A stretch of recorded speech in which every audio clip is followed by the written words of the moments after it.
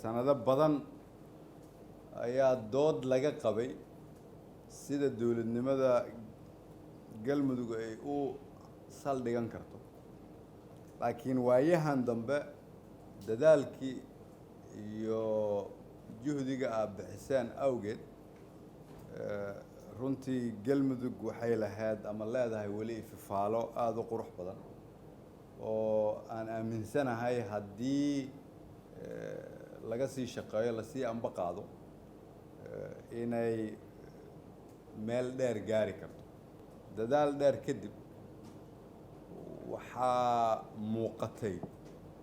in shaqadii galmudug aan ka qabanay ay aasaas u noqotay ma ahan keliya galmudug wanaaggeeda laakiin mustaqbalka dowladnimada Soomaaliya. dad badan oo Soomaaliyeed oo aaminsanaa in dowladnimadii Soomaaliyeed ay jirto masaafo aada u fog ayaa markii ay arkeen sida shacabka reer galmudug meel walba isugu soo baxeen gacanta ay ka geysteen in galmudug toosan tayaysan midnimo leh la dhiso, waxaa soo ifbaxday in Soomaalidu ay dowladnimada soo jeclaan tusaalaha reer galmudug ay bixiyeen awgeed. idinka haddaad tihiin xildhibaanada reer galmudug marka dad badan oo Soomaaliyeed ayaa aaminsan in haddii galmudug ay noqoto dowlad goboleed dhisan maamul saxa hufan uu ka dhasho in Soomaaliya inteeda kale ay hagaagayso. si kale macnaheedu waxay tahay dad badan oo Soomaaliyeed ayaa aaminsan furihii dowladnimada Soomaaliyeed idinka gacantiina inuu ku jiro. waana aaminsanahay meesha hadda aad joogtiin haddaa idinkoo isku duuban oo midaysan aad ka wada shaqaysaan, iska ilaalisaan tafaraaruq, iska ilaalisaan degmo iyo tuulo, iska ilaalisaan qabiil iyo qolo bannaanka idinkaga timaada oo aad u midoodaan danta shacabka reer galmudug. hagaajinta danta shacabka reer galmudug ayaa waxay xoog ku yeelanaysaa shacabka Soomaaliyeed meel walba ay joogaan wanaagooda iyo hagaagooda. deegaankaas wuxuu aasaas u yahay horumarka iyo midnimada iyo dowladnimada Soomaaliyeed. marka horta waxaan aad u jeclaan lahaa marka koowaad idinku inaad dhexdiina ka midaysan tihiin waadan kala qoqobnaynina. dowladnimada ama tan federaalka ha ahaato ama dowlad goboleed ha ahaato aasaas waxaa u ah baarlamaanku waa aabbaha iyo hooyada dowladnimada. waa meesha sharciga laga dejinayo, waa meesha sharciga laga ilaalinayo, waa meeshii loo noqonayay marka dowladnimada shaki soo galo. baarlamaanku hadduu hagaagsan yahay dowladnimada inteeda kale waxay u badan tahay inay hagaagi karto. sidaas daraaddeedaa la rabaa in mas-uuliyaddaas idinku aada leedihiin inaad ku tillaabsataan. aniga galmudug waxay ii leedahay ahmiyad gaar ah waayo dhib badan aan ka soo wada marnay aniga idinku. meeshii dhibkaas aan ka soo marnay oo ummadda Soomaaliyeed hamigooda dowladnimo soo celisay ma rabno inay gadaal u laabato. marna inay ummadda Soomaaliyeed mar kale qalbigooda xanuunsado sababtoo ah farxadday u qaadeen horumarka reer galmudug ay sameeyeen oo burburay awgeed. ahmiyaddaas ay anigii idinkaba noo leedahay daraaddeed ayaan codsanayaa horta inta hadda noo hagaagsan inaanay gadaal u noqon, inta noo dhiman oo shaqadii aan gacanta ku hayay inta aanan shaqada ka tegin oo ahayd in deegaanada la haysto la xoreeyo, deked reer galmudug ay ku munaafacaadsadaan la dhammaystiro, dib u dhisna lagu sameeyo, dhaqaalana ay hesho galmudug. waa shaqo aan isleeyahay waa la sii wadi karaa, laakiin waa in marka hore laga shaqeeyaa meesha hadda ay joogtay in aanay gadaal uga noqon, si meeshaas markaan ugu nimaadno aan uga sii wadi karno hamigii aan ka lahaynna aan hore usii dhigi karno. idinka caawa marka waxaan idinkugu yeeray dalku waxa uu galay xilli doorasho waddan walba oo dowladnimadiisu aanay weli xoog lahayn mar walbo doorasho la soo gaaro waxaa ku dhaca duufaan siyaasadeed sida loo maareeyo ayay ku xirnaan doontaa in maamulkeennu uu ka soo haro duufaantaas iyo inuu duufaanta la duulo maadaama aad tihiin xildhibaanadii reer galmudug mas-uuliyaddiina koowaad waa galmudug mas-uuliyaddiina koowaad ma ahan dowladda federaalka ma aha musharax gaar ah ma aha magaalo madaxda dalka mas-uuliyaddiina koowaad waa galmudug midaysan degan xasiloon u adeegaysa shacabkeeda sidaas daraaddeed waa inaad indhaha doorashada aad ku fiirinaysaan mar walba ay ahaato inaanay wax qalalaasaa ka dhalin maamul goboleedkaas hadda hana qaaday hoose weli socod baradka oo u baahan in la xanaaneeyo u baahan in la ilaaliyo waddanku wuxuu ku jiraa xaalad adag oo loo baahan yahay in kulligeen aan isugu nimaadno oo la samato bixiyo waa aragtaan waxa hiiraan ka jira waa aragtaan xaaladda geda ka taagan waa aragtaan xamar waxa ka socda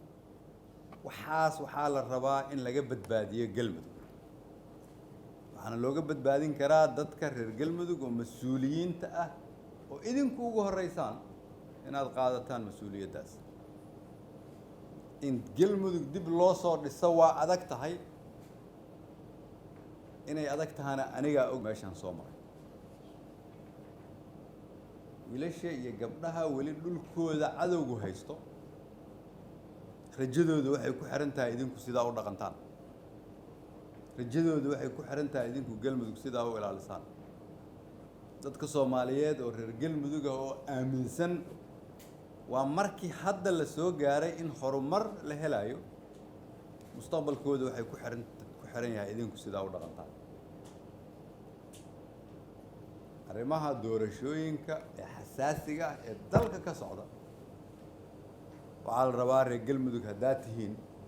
in ahmiyaddiina koowaad ay ahaato waa inay galmudug ka dhacdaa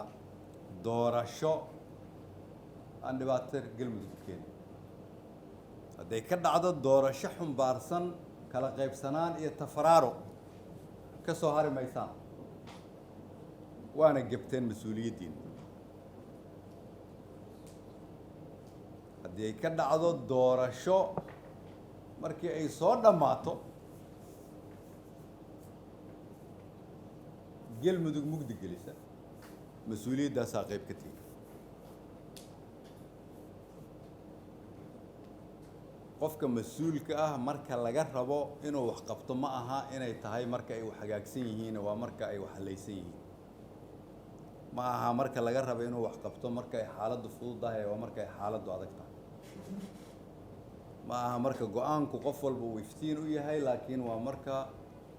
go-aanku qof walba uu humaag uga jiro ayaa laga rabaa qofka madaxda inay gaari karto go-aan masiiro u ah dadka uu markaas matala dadka soomaaliyeed waxay fiirinayaan galmudug sida aad uga maareysaan xaaladda siyaasadeed oo dalku hadda galay waxaan rabaa inaan idin xasuusiyo laxa weyna iga haya galmudug sababtoo waqti xoog badan iyo maskax aan soo gelinay kulligay marka wiilka iyo gabadha jooga degmooyinka weli cadowgu haysto waxay rajo ka qabaan inay matalaan dad soomaaliyeed oo reer galmudug ah oo ayaga u maqan inay xoreeyaan si ay u helaan nolosha idinku aada haysataan mid la mid ama dadka kale oo degan degmooyinka xorta marka waxaan idinkula talinayaa anigoo aaminsan inaad iga aqoon badan tihiin fahamsantihiinna waxaan idinkula talinayaa inaad foojignaataan oo u foojignaataan midnimada iyo wadajirka dowladda iyo shacabka reer galmudug inaadan aqbalinina in nidaam doorasho oo laysku khilaafsan yahay meeshaas laga hirgeliyo inaadan aqbalinina inaad qayb ka noqotaan khalalaasa yimaado qof walboo idinka mida taariikhduu qayb ka noqon doonaa taariikhdaasna waxay ahaan doontaa wuxuu xildhibaan ahaa markii galmudug ay hore u kacday ama markay gadaal u dhacday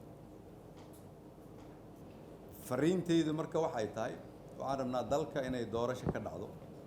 haddaan reer galmudug nahayna waxaan rabnaa inaanay eelo nagu reebin waxaan rabnaa doorashadaasi inaanay gadaal nooga dhigin horumarkii aan hiigsanayna ama ku tallaabsanayna waxaan rabnaa markii doorashadu dhammaato in reer galmudug ay kasii shaqaysan karaan shuruucdoodii dowlad dhiskoodii xareynta degmooyinka iyo maamul wanaag waanay xallin khilaaf cusub ka shaqayn sababtoo ah waa ka soo gudubna intiisa badan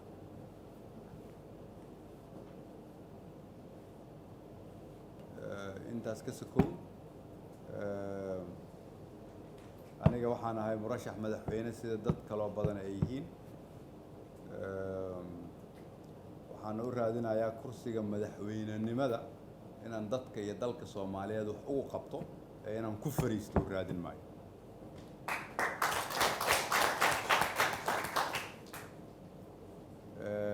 waxaana aaminsanahay in ummadda soomaaliyeed oo dhan ay ka faa'iidi doonto haddii ilaahay igu guuleeyo safarkaasaan u socdo waxaana aaminsanahay inay galmudug ku saldhigan doonto